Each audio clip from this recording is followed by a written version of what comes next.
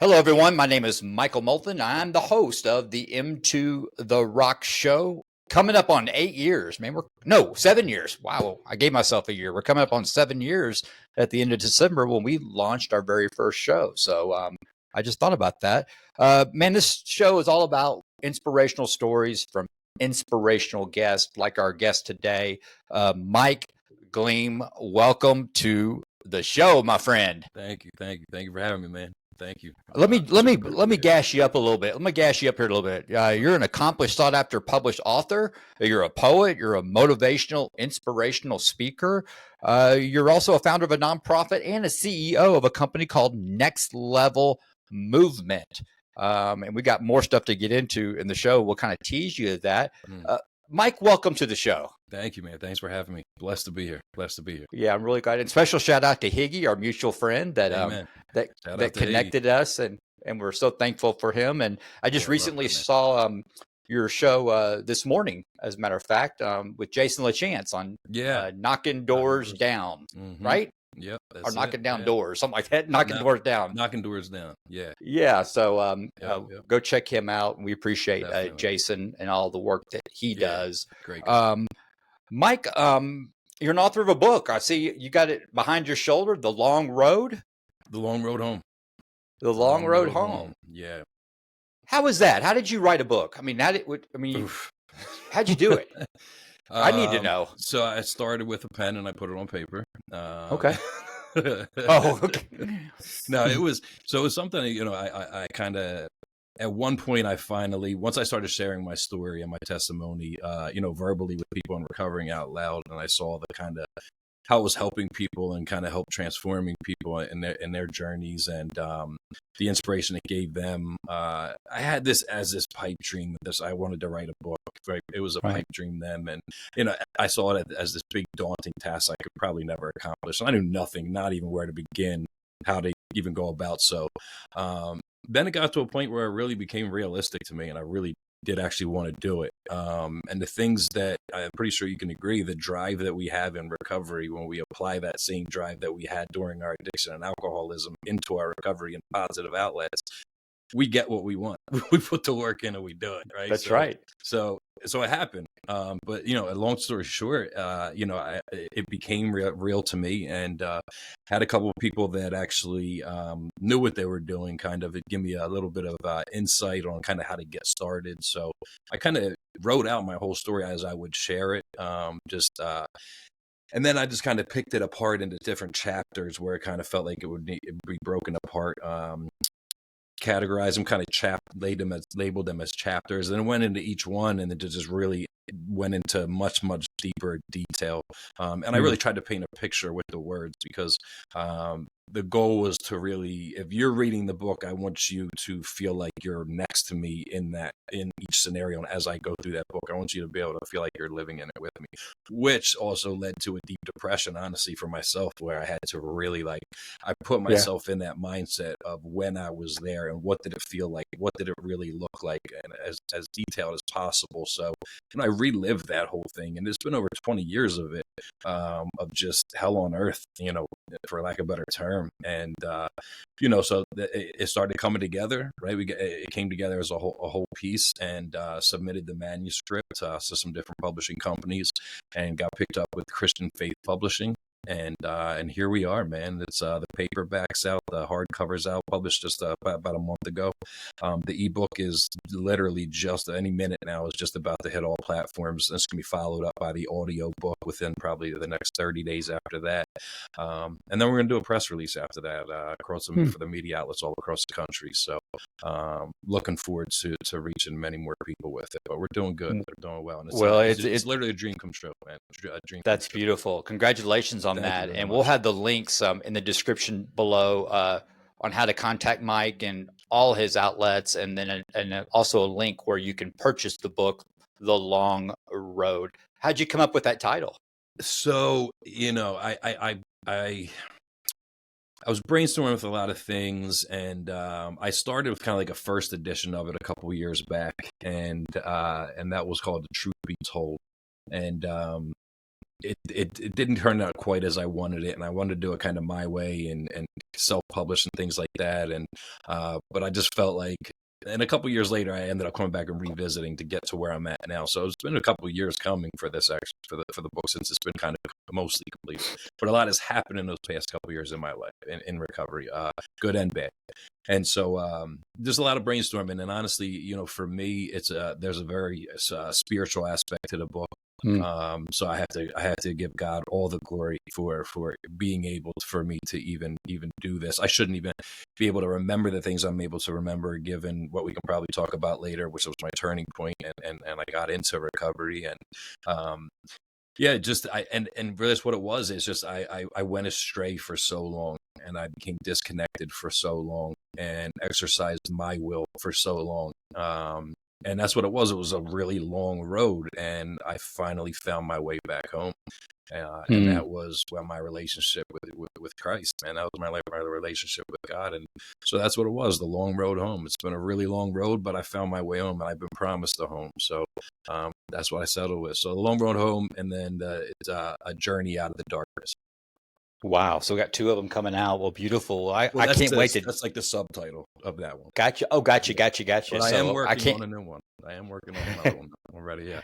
Well, you said something, because we talked offline on the phone, and recently, we're right in the middle of fine tuning our memoir, and it 9 intense months working on this, and yeah, man, it's not and I can relate to go back to the past. Okay.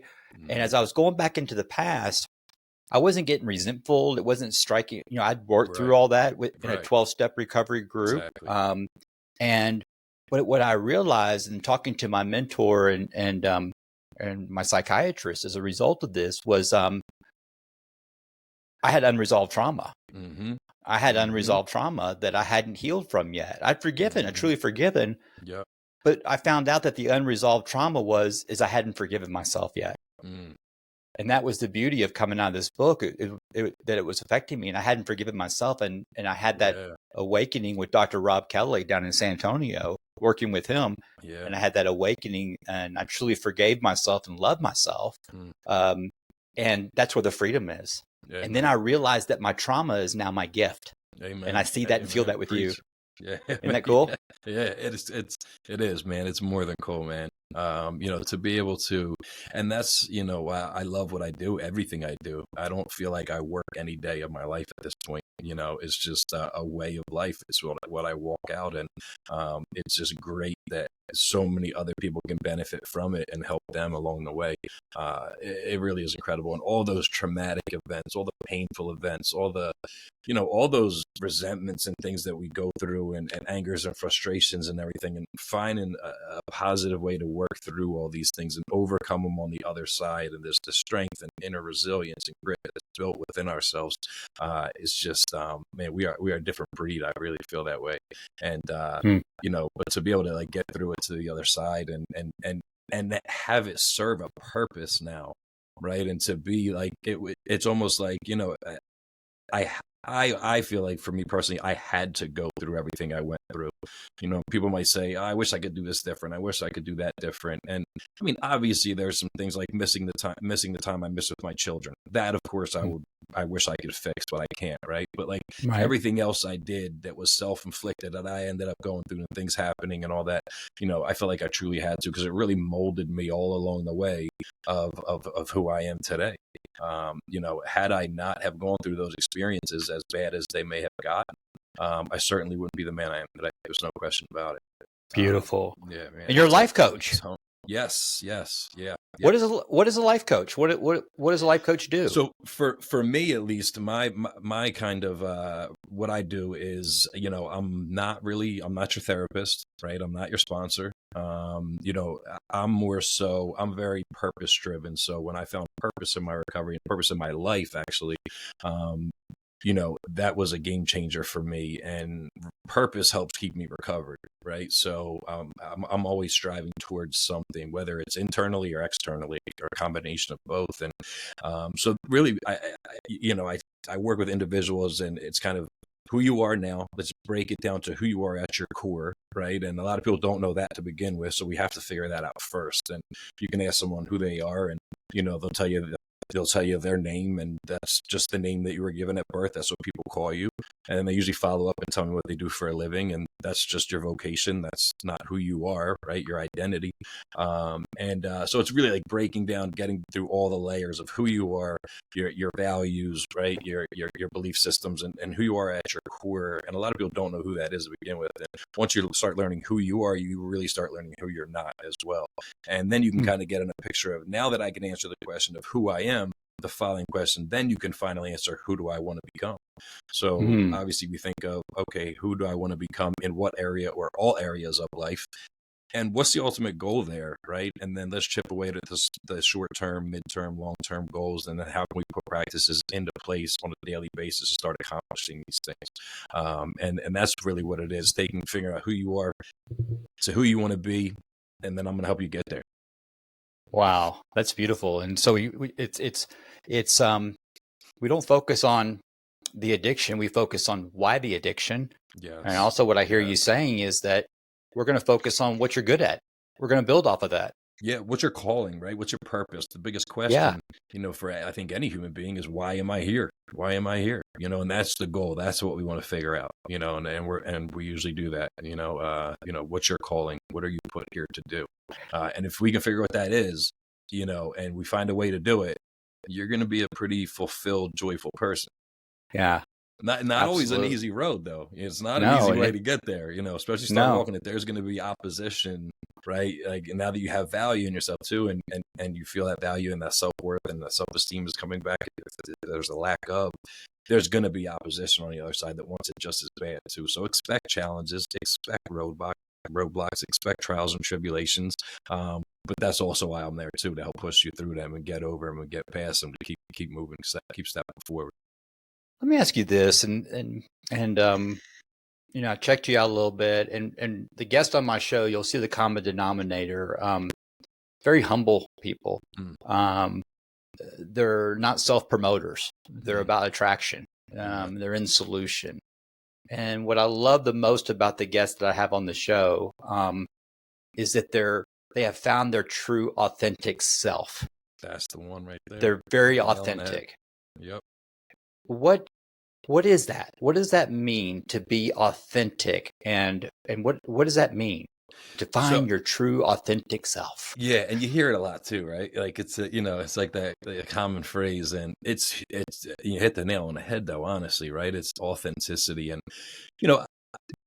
people like yourself and I, we may have gone through different types of programs where we go through steps to kind of figure out that, like, kind of who we are, and it goes along with it when I brought up the question of who am I, right? And that leads to authenticity, your authentic character. You're not putting on any masks, no facades. You don't have to act this way here. You don't have to be this person with this crowd or family, and most of the time that's what people are, right? There may be 4 or 5 different people in different areas of their life. And ultimately, when they continue to do that, you end up losing sense of self, and you start it's inauthentic. And anytime you find yourself doing inauthentic things, so that finding that your authentic character is being that same person. Like, I can be that person today. I can be the same person as I am talking to you now, as I am if I go speak with my family, who I am with my children, when I'm facilitating a workshop somewhere, right? When I am just out in public, anybody. I don't have to pretend to be anything or anyone else. I'm okay in my own skin now. And it's kind of take me as I am, or watch me as I leave. Right. And that's kind of how I feel about it. A good analogy, I was thinking of this, for the viewer and the listener. And by the way, make sure you hit subscribe, like, and share this out. And it could be one of your friends that see this and hear something that will, change their life forever. But, is that you take a heavy metal headbanger lead singer. That's his passion. That's his true, authentic self. And you try to change him into a country singer. He's not going to be happy, no matter how much money they pay him to do it, right? Amen. So true. And and when he goes back to singing heavy metal headbang, he's just as happy as he can be because Yeah. that's who he is, Yeah. right? Yeah. Yeah. And Agreed. that's a perfect visual. Think about that while That's a you were great analogy. talking. Just That's a perfect yeah. visual of being your true authentic self. Just Mm-hmm. be you. Yeah. Dress you. Just be you. Yeah. And that's very attractive. Yeah. I think it goes back to being childlike, right? I Mm. think as we grow, we become programmed. There's a lot of learned behaviors, right? Some good, some not so good. We become conditioned to the ways of the world and how things are in our culture these days. And I think that plays a big part. Become Your mic wire popped real quick. There you how's go. that? Okay, Perfect. it's being a little testy. This thing. That's all right.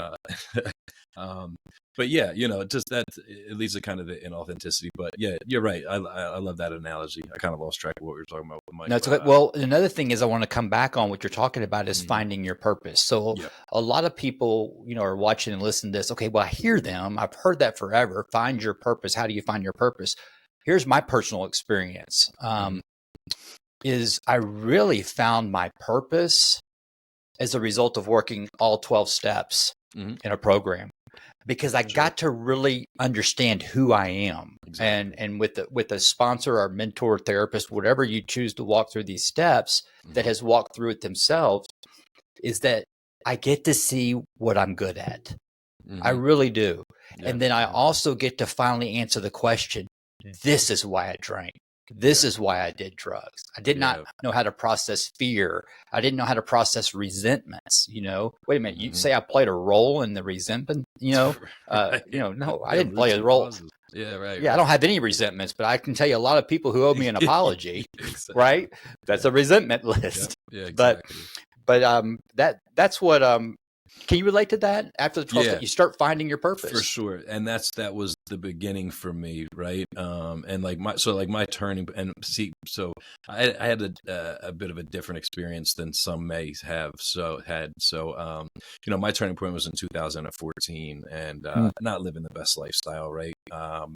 By any means. I'm homeless on the streets of Kensington, Philadelphia. And for 7 years in total on the street of Kensington, 7 years straight. And there came a time when I was in an altercation with somebody and it became physical. I thought I had the upper hand and I started walking away down the block, and this individual ended up going back inside the house and came up from behind me when I was walking away. I didn't see him coming. It was dark out, and he hit me in the side of the head with a hammer and tried to take my life.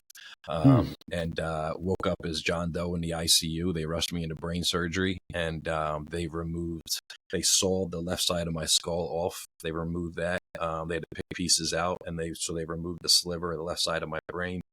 They replaced it with a titanium plate. They closed it with 30 staples. And when I woke up, I didn't know who I was. I woke up as John Doe. The name on the board where it says the nurse's name and text name, all that kind of stuff, said patient name John Doe. And I woke up to that and saw that and don't even know the body I'm inhabiting at this point, and kind of freaked out and panic attack and went back out. And when I finally came back to, so that my process was a little different and then that, however, is when I finally threw the white flag up and I said, okay, enough is enough. I can't do this anymore. But I didn't forget. I couldn't remember my name, who I was, how I got there, what happened. Couldn't remember anything. The only thing I could remember was scripture. That was it. And I say this because, and you might ask, well, why would it be that? Well, so this is crazy because, we talk about mustard seed, right? And just planting seeds. And that's what we try to do, is plant seeds in people, and hopefully they get watered and they grow. And as a child and growing up, I grew up in more of it was a Christian household, right? It was more religion to me. I was made to go as a teenager, usually didn't want to go. I was getting kicked out of Sunday school and sitting in a hallway and all this kind of stuff. And, started early. But so we kind of went to church on Sunday, and then we just left it there. We didn't talk about it throughout the week, there was no prayer, things like that. So I believe there was a God, but I knew nothing about having a personal relationship with that being, though. But that must have been enough then that I heard. So when I woke up, that's the only thing that I remember. And it was audibly, somebody was reading Bible verses, scripture, reading the word to me, and it was not coming from my own voice. And it was on loop. And the biggest verse that stuck out was, forgive them for they know not what they do. Forgive them for they know not what they do. And it was just like repetitive on loop. And I'm thinking I'm going crazy. Part of me thinks I'm going insane. And the other part is like, I was extremely intrigued by this. What is this? And I woke up. I wasn't able to walk, talk, or write when I woke up. I had no abilities to be able to do any of these things. And that was the only thing I could communicate with. And I realized that I was in direct contact with my maker at that time. And that's when I had an awakening in that hospital bed. I couldn't speak to the nurses or anything like that. Now, mind you, when I hear that voice, I don't even know why I'm there yet. So finally, when I'm coherent enough where they're kind of come to me and they feel comfortable telling me that, well, someone had tried to take your life, someone attempted to kill you. And it all made sense why that verse was so being so boldly read to me, and that was a game changer for me. And that's when I changed my whole perspective on what forgiveness really was. And to make a long story short, before I ended up leaving that hospital, I forgave the person that attempted to take my life, not on the phone or in person or anything like that, but between me and my maker, I forgave that person. And then, I think the hardest part, so that first year was more, I call it more my discovery than my recovery, because I really couldn't work a recovery program. First, I had to discover who the heck I was. And that entailed a lot of work. So it was, going, 4 to 6 days a week to getting on a van that Medicaid would pick me up and take me to physical therapy, speech therapy, vocational therapy, really busting my butt, man. And this time I truly, really wanted it. I knew that I was still there for a reason. There were a lot of more close calls and suicide attempts and stuff too. So, this was finally, I really felt like I had to be stripped down. I've lost the material stuff time and time again. I think we all do. And it's easy to get back. None of that stuff matters. But I really feel like I had to be stripped of everything to be able to function as a human being. In order so I can gain it and earn it back to do it completely differently. And that's what I focused on. So the ability to speak again and speak differently, speak life instead of death, right? Speak positivity instead of negativity. The way that I walk, and they told me I wouldn't be able to walk again. And as we speak, I'm literally walking out my dreams, right? And then, they told me I wouldn't be able to write. And I just published that book behind me with Christian Faith Publishing. So all these things they told me I wouldn't be able to do. And, it's just overcoming that. So, and that's why I kind of like statistics, is because it's just, they're numbers based off other people's experiences. They don't have to be mine. They don't have to be yours. Right. We get to choose. We get the choice. Just because there's a number of so many people, this happened out of so many people, it doesn't mean it has to be you. You wake up with free will and a conscious decision of what you want to do. Is there consequences? Yeah, the good and the bad. So that's kind of was for me for my first year, figuring out who I was. And then even a year into it, I got these I could speak. I had a terrible stutter though, and but I was walking, and I could write again. Terrible handwriting though.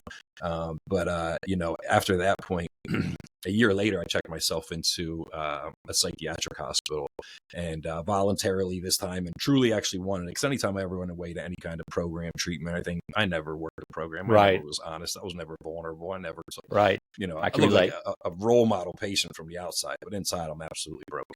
I just never wanted to admit it.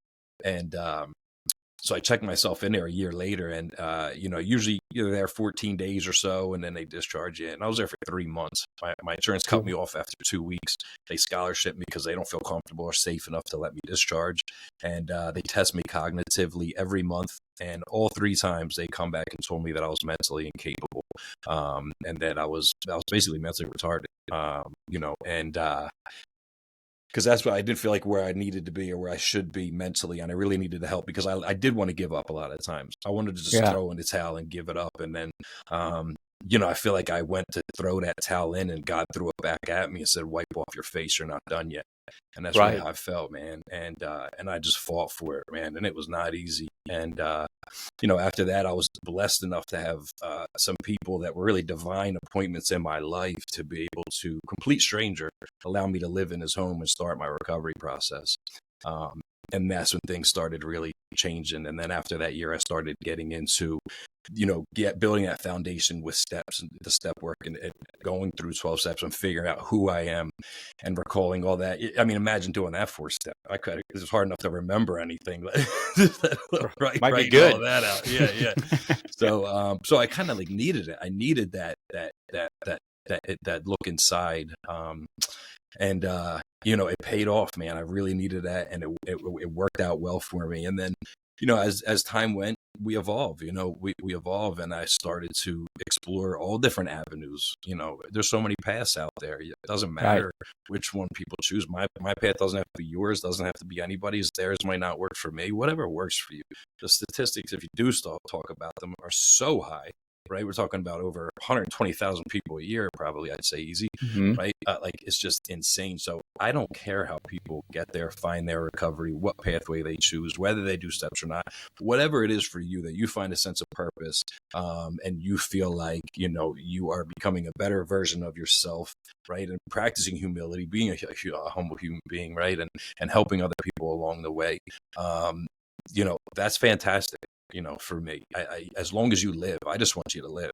If we talk about the addiction recovery side of things, whatever that works for you works for me. Beautiful. And your health is good today. You seem great. Yeah, man. They say within 5 years with that injury, they told me then within 5 years, about 50% of people die by then, and nearly the other 50%, usually they decline. Are challenged. They decline severely in mental capacity.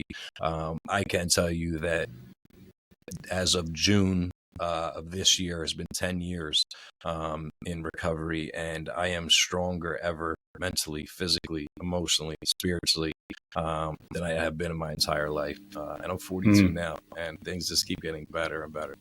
So, man, to God the glory. To God gets all the glory. It's a great story. And the common denominator that I see in recovery with men and women, and looking at men that I want what they got, what draws me to them, the common denominator is a spiritual awakening. It is a spiritual awakening of complete surrender, repent, to turn away from. That's what that means. Yeah, I mean, exactly. To turn away from, and I mean, it is like, and it's so attractive, and that sounds like your spiritual awakening. Oh yeah, and for sure. And usually it's hard for a lot of people to really make that actual turnaround, because and I'm glad you said that, because a lot of people do confuse like asking for forgiveness and repenting. There is a difference, right? Repenting is you're asking for forgiveness, but you're turning around from that sin, quote unquote sin. You are walking away from it, and it's challenging for a lot of people, and it takes time, right, for a lot of people to completely turn away from it.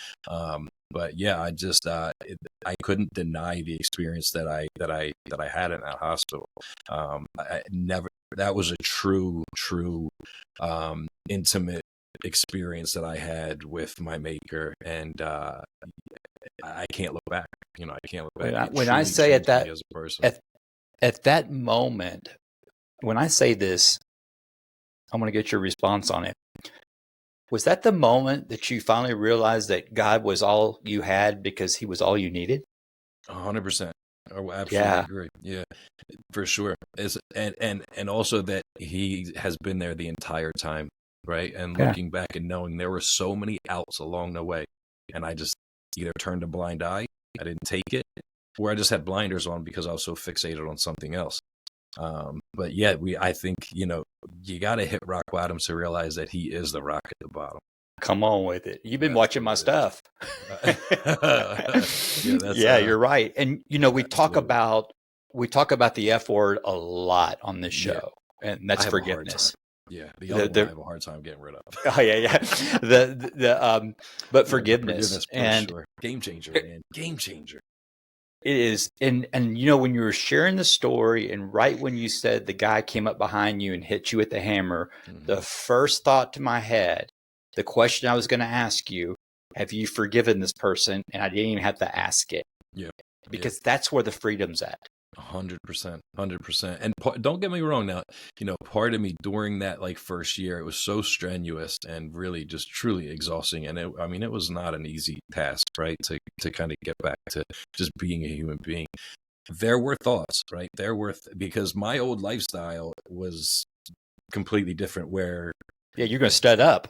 yeah, vengeance was my job back then, Mm-hmm. right? Like, if you hurt me, I'm going to hurt you back, or maybe somebody else. Yeah, Mm-hmm. it was bad. And I'd say full accountability for the stuff that I have done. But like, that was,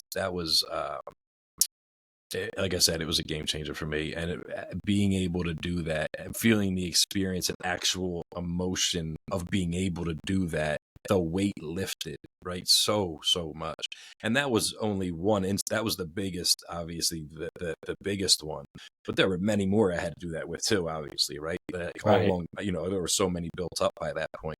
But being able to do it, even not so long ago, just a couple months ago, I realized, and I'm one of these people that gratefully enough for me, I've had to do my 4-step one time and never had to go back and do it again. Because I try to really address everything as it happens, so I don't really have to do that, right? And that's obviously in the maintenance steps. And I did realize, though, that a couple months ago I was stuck in a spot and there was some kind of blockage. I knew there was some kind of blockage, and I realized that, oh my gosh, I'm holding a couple deep resentments right now that I knew was kind of there, but not as deep a level as they truly were. And once I realized it, I mean, I really like hit my knees and I really, really prayed for these people and really, truly forgave and let go of it. And literally within the next 24 to 48 hours, doors opened that are unexplainable in my life. That there is just, it was, so we talk about like those kind of things blocking your blessings. It's blockage. Like, I mean, the way it played out is complete proof and evidence that it is so true. And it was such a great reminder that it's so timely that I needed that. And this was just a couple months ago, and I let that go. And the doors that opened were just absolutely amazing and make no sense to me of how these things have opened, the way things that worked out. And I'm not going to try to make sense of it because I know it's God's work, and his work is so great that we can't even wrap our head around it as human beings. It's that exceptional, so, but yeah. I want to share with you what I just heard. Okay. Because this is beautiful. What Mike just shared right there is called recovery.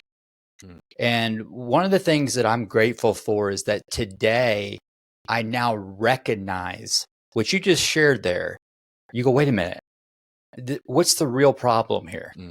Okay. Why did I just flip that guy off at the stoplight? And where'd that come from? And then we start looking within. Where'd it really come from? It wasn't him. It wasn't him. What's the real problem? And then you recognize, you know what?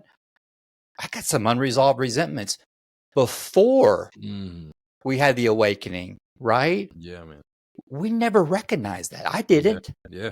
I just never recognized it. I just flip them off and go drink. And I mean, yeah, right. You know what I mean? Right. Exactly. And then wonder why I'm getting locked up again and getting another mugshot, Yep. and blaming it on everybody else when the real problem lies within. And that's what you just shared. And that's what's so beautiful. And I love it how you said you've only done 1 4-step. The reason why is because you're doing step 10 at night.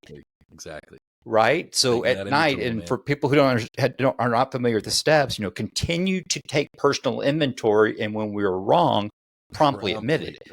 Yeah. So I do it all day long, but at night, I'm always making sure that my side of the street's clean, to owe anybody an amends. Exactly. Did I charge this guy up? Or I look at myself. Am I in fear? Like, okay, this person didn't return my text. Wow. Does he not like me? And then I find out that, he's on an airplane, Yeah, right. and he could return my text. So, but that's so beautiful what you shared there. And that's recovery. It's a marathon. It's not a race. There's no finish line. It's just focusing on your very next step, right? And especially if anyone, I feel like someone may need to hear this, that honestly, if you're comparing yourself to somebody else, right? Not thinking whether it's you have an expectation on yourself of thinking you should be further than you are or something like that, you're not. You're at where you're at for a reason, right? And especially if you're comparing yourself to somebody else that's a little bit further along or a lot further along, the more that you compare and think you should be there, you're robbing yourself of this present moment, time and time again. And the minute that we can finally figure this out and decide that right now, right here, right now is all I truly have. So right here, right now, as we speak right now, this is the greatest moment of my life because it's the only moment I have right now. So it has to be the greatest moment of my life. And when you can kind of flip the perspective and do that on a daily basis, day in and day out, even the not so good stuff, you still say this is still the best. This is still the best moment right now because it is all that you have. I think comparison is the biggest thief of joy. For sure. It is. And I wrote a quote, today I realized that comparison is the death to contentment. Nail on the head. I mean, it's the death to contentment, and I also love what you said, the safest place is right here, right now, because that's where God's at. Yep. Yeah. Right? Yeah. That's where he's at. And so the question is, okay, I hear you guys. I hear you, M2. I hear you, Mike. How do I get in the present moment? How do I get in the now? How do you do that? So, for me, it's obviously whatever situation I'm in, how I'm feeling about something, is acknowledging it, good or bad, acknowledging the moment, embracing it, good or bad, right? And a lot of it comes to, for me at least, I dive deep into the wormhole of like neuroscience and stuff too years later because I was really curious of how the brain really does work because I realized how powerful it is because of the things I was able to do and kind of started to manipulate my mindset and change it and rewire the circuitry of my brain. And I really got into that. So it's important to really acknowledge what it is, really, and embrace where you are, recognize, allow yourself to feel it, and then figure out what you're going to do, right, about it. And there's obviously people that can use a lot of grounding techniques and all that kind of stuff for meditation. For me, it's prayer. Prayer is the go-to on the top of the list, right? It's prayer. You got to realize that you might even, at the end of the day, he is all you have, right? Like you said, he is all you have. And you might say, well, I got all my family and this and that. And well, people do have expiration dates. We do expire at some point, and people come and go, right? Some come for somewhere a blessing, somewhere a lesson. Some come for a season, some come for a reason. We never really know. And it's at the end of the day, since birth till the day that you go, and then hopefully you're with him for eternity. He is truly all that you have. And just knowing that when that prayer time, when you do it throughout the day, the morning, the evening, whatever it is, that is the most important and most powerful conversation that you're ever going to have in that moment. And for me, that's how I stay present is through prayer.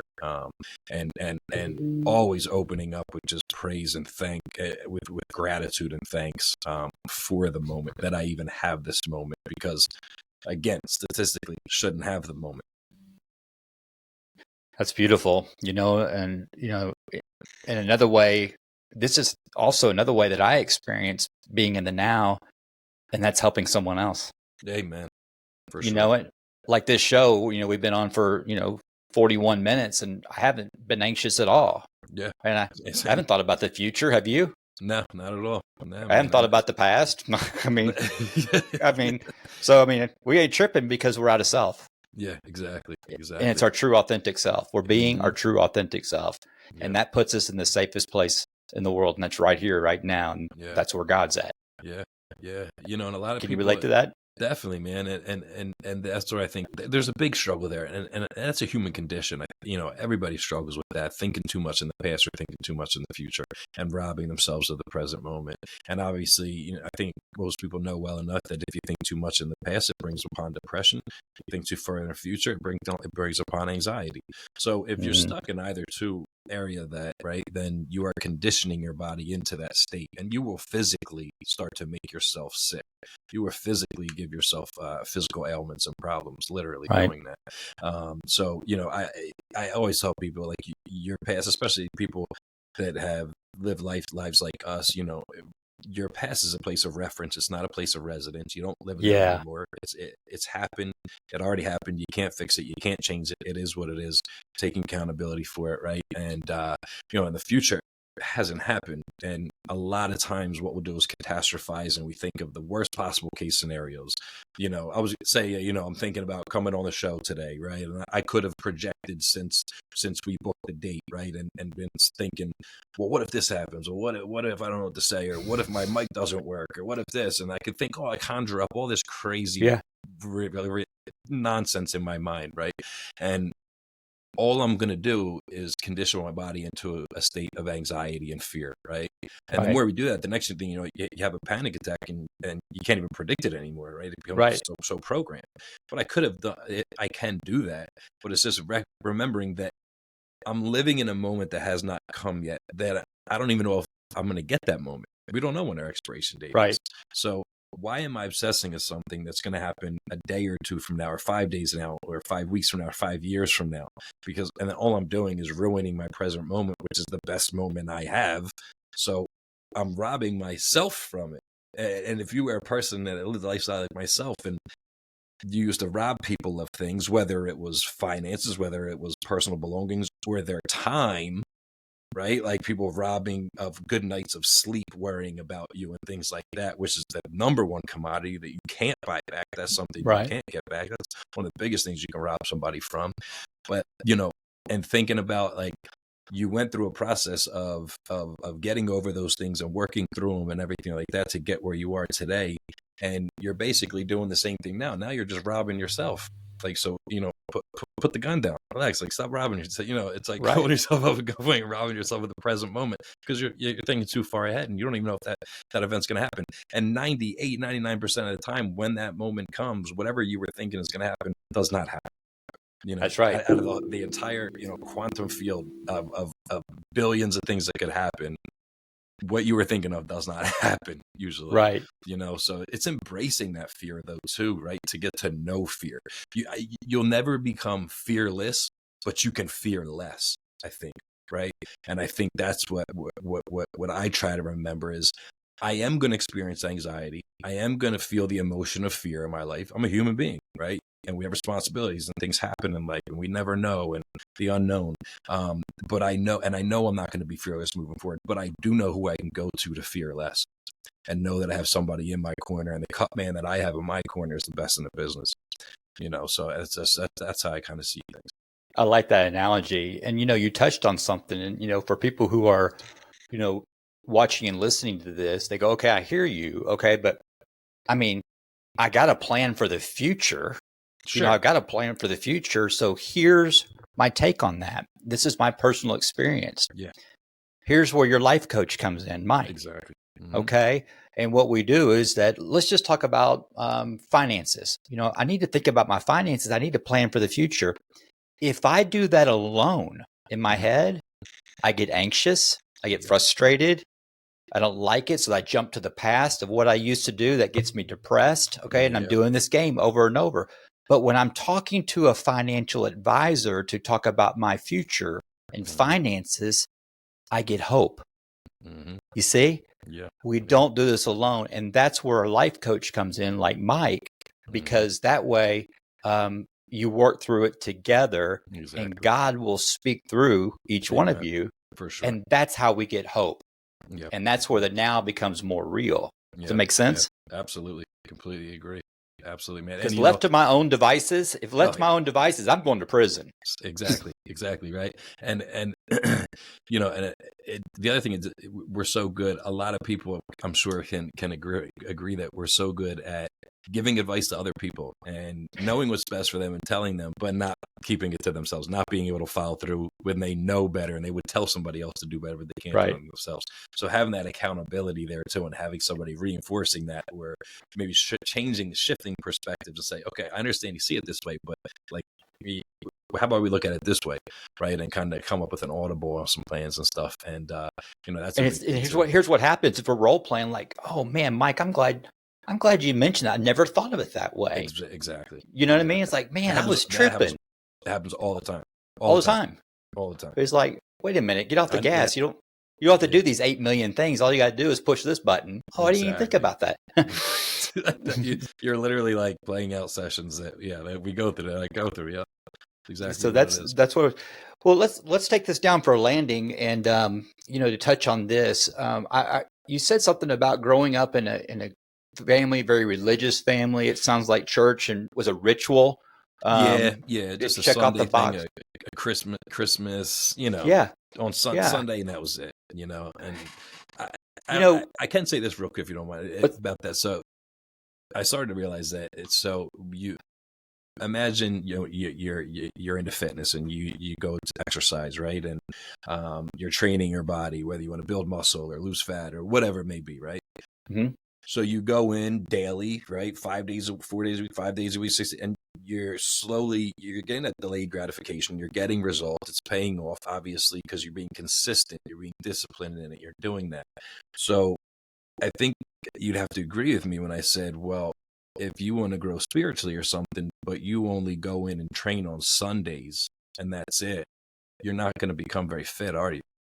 If I went to the gym just once a week, it's going to take a very long time to achieve any results, if any. Right. However, if I train every day, day in, day out, I'm going to become much stronger. Right. And the same thing applies, I think, to the spirituality. And that's kind of how I see things. It's a perfect analogy. Yeah. That's a perfect analogy. And it's a relationship. It's not a ritual, and sure. I can't relate to that. I didn't go to church at all I became a believer on July 7th, 2017, sitting on my top bunk while incarcerated, Yeah. You have an incredible story. You have an incredible story, man. And I just got to say, I'm extremely proud of you, man. And you're a very inspiring individual, man. Your testimony is very powerful. Thank you. I received that. Thank you so much. Yeah. Amen, brother. I appreciate it, and yours as well. And we need to stop focusing on addiction and start focus on why the addiction. Oh, 100%. And the real root of it is trauma. I drank alcohol and I did drugs to ease the pain and suffering. Yep. And there's a lot of people out there watching and listening who experience trauma. They don't do drugs and alcohol, but they seek other visible things that has their life unmanageable. Yep. To heal the invisible problem, right? It doesn't have to be a substance. Doesn't have to be alcohol. There's plenty of things. Anything. We're addicts are perfect for worshiping. We're just worshiping idols, the wrong idol, right? Right. God loves addicts. He doesn't love addiction, but he loves addicts because we become pretty good worshipers, man. Amen. That's what anything you bow to. There's people. It can be anything. Social media. Your phone itself. There's so many different forms of addiction. It's just the stigma that I hate that surrounds drug addiction and alcoholism. Just because it's like an illegal substance or something, it doesn't make it any worse than somebody who has a video game addiction that doesn't hold a job in this because they're obsessed with gaming, right? Like it's just as bad. It's just as bad. It's funny you mentioned about the stigma and get your feedback on this, and then we'll wind up. Drug addicts and alcoholics, we have this stigma, right? And I play a role in it because, my behaviors were so bad and that, it could hurt myself or hurt someone else, right? But for the people who can't relate to drinking and doing drugs to ease the pain and suffering, okay, the reason why they put us in a corner and say these are sick, bad people, right? Not everybody, but a lot of them. That's why it's a stigma, because a lot of people do that. Mm-hmm. I've come to the conclusion the reason why we bother them is because they're actually seeing their own character defects live on stage. So they want to just go, well, these are just bad people, right? Because they're actually doing the same thing, but they're seeking other visible things to fix the invisible problem. And they're justifying it by saying, well, at least I'm not doing that. Right. And so that's how we remove the stigma and educate to try to get the people watching going, okay, that makes sense. Okay, I got you. Because a lot of families that I've worked with are actually sicker than the active addict. And that's how we've made them so sick. I mean, I had someone say, hey, I want my husband to work with you and all this, but don't tell him anything because I'm going to go forge his name and get money out of the 401k to pay. And I go, whoa, time out. Mm. You see what I'm talking about here? Mm-hmm. You are doing the same behaviors that he's doing and that I did to get my drugs and alcohol. Right. Isn't that amazing? Yeah, you're so right. And that's where I came to that realization and that. So let's end with a question. Shoot. And by the way, before we get to this question, make sure you subscribe and like and share all this out. Yes. In the comments, if you have any questions for either myself or Mike, leave them in the comments and we'll get back to you with you answers on that. Definitely. And we'll have all of Mike's links in the description below. Author of The Long Road, life coach, Long Road Home, nonprofit. I mean, so many great things. I probably missed out some stuff. And then his information, his email being there to email him, hire him to speak. And we'd love to speak together with you at some place sometime. Yeah, absolutely. Yeah, we can make that happen for sure. That'd be great. That would be incredible. If you had the opportunity to have lunch with one person, dead or alive, who would that be? You know my answer, right? God. Yeah. Or Jesus? Jesus. And I'm saying alive also. And it's not a dead person. He defeated death. He defeated Come death. on with it. The living God. That's who. Well, but you know what? When I say that, and it's like it sounds like a generic, but it's true, right? I mean, who else? But I think if you look at all the different people in the Bible, right? The moment that God revealed Himself to them and He spoke to them, these men, they trembled in His presence. They trembled. That's being God-fearing, right? They weren't scared, but the power of Him and that in awe. I'd love to do it. I literally don't know if I could handle it though. Like it would be. I mean, imagine that, right? Like, man. But what would a question be that you would ask Christ? Oh man, that's a tough one. Oh, that's a tough one. That's a tough one. Oh my gosh. You know, you want to hear mine? Yeah, I do. Okay, I go, hey, see that pond over there? I got to see it. I got to see you walk on it. Yes. I believe it. I just want to see it. I'd be afraid to ask that question, like to prove you can do it. No, I'm not. No, I would tell him. I'd phrase it. Listen, I'm not doubting it. I just want to see it. I just need to see that in real life. Yeah, and he'd get a kick out of that. You know what I mean? You know, that's great. Yeah, because thinking of that question for me, I'm like, and there's many things I could think of that I would ask, but then like I'm a person like people fear the unknown so much, right? I don't. Yeah. I think that's what gives life its flavor, right? Like, and that's, the not knowing, and everybody's always afraid of the unknown. And for me, it's like, if you knew, first of all, you wouldn't have to rely on Him anymore because you'd know everything, and it's like, and that's where I feel like I want a unique experience every day of my life. And not knowing it is a beautiful thing. And that's something I think someone needs to hear too, man, is stop worrying so much about the unknown.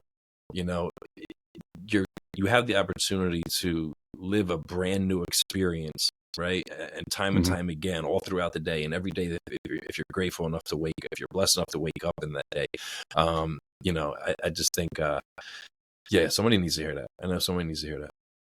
Yeah, that's beautiful. One thing, and I'll end with this, is that I realized today what it means to fear God. We hear that, like, fear God. It could come across so many different ways. But here's what it means. Here's what it means to me to fear God. It's real simple. Take Him seriously. Yeah. That's it. Yeah. Just take Him seriously. For sure. A lot of people think of it as, and there's always a misconception, right? And misinterpretation, I think, and, fearing the wrath of God, right? And of course, that's something to, be afraid of, right? Who wouldn't be afraid of the wrath of God? But more so the fear of disappointing Him. That's for me because, He is my Father, right? And I'm a child of God. And nowhere in the Bible does it mention that we're adults either. We're children of God. We're child of God. To enter the gates of heaven, you have to be childlike, right? So that's, it's just, man, we could go on and on with. Yeah, absolutely. But yeah, And man. one last thing that's not in the Bible, it's one of the most quoted scriptures by people, is that God will never give you more than you can handle. It's nowhere in the Bible. You know that? Mm-hmm. It's nowhere in the Bible. You dang right he is, or I wouldn't turn to him. Yeah. Right. You don't think all the characters in the Bible or all the actual people in the Bible, God didn't allow more than they could handle? Mm-hmm. Yeah. That's right.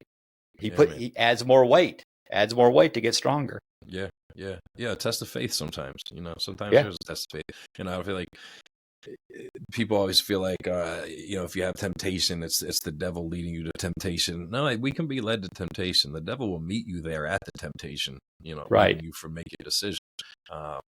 But it's just a test of faith, so anybody out there that feels like they're in a trying season of their life, we have to have faith. You have to have faith. He's always, whether you see it or not, because you don't see it a lot, right? But he is working for your good. At the end of the day, he's always working for your good. So it might be trying right now. It might be painful right now. It might be stressful right now.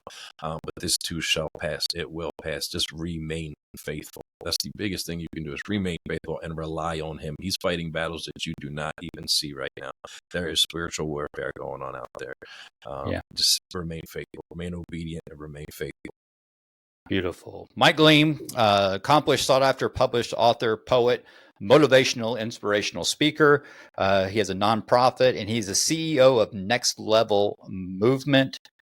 Thank you so much for being on the M2 The Rock Show. I thoroughly enjoyed this conversation, brother. I truly did. I'm made my day, man. I'm really blessed and fortunate and grateful to be on today, man. I really appreciate it. It was a beautiful show, and you did great. And we want to have you back on. We want to talk about some different topics and just go topic heavy. And but this is a good icebreaker. Mike, I got 3 words. It's got 8 letters and it's got one meaning. From all of us here at M2 The Rock, it is I love you. Amen. Love you, brother.